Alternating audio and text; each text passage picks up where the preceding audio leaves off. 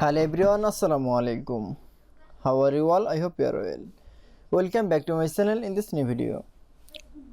Today's video, how to insert animes into a text box in Microsoft Word. So let's started.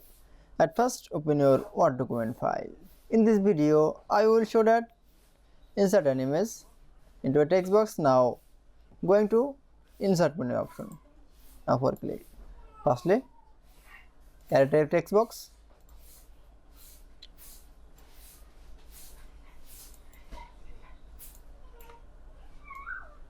Now text box is the into the text is the remove. Now going to the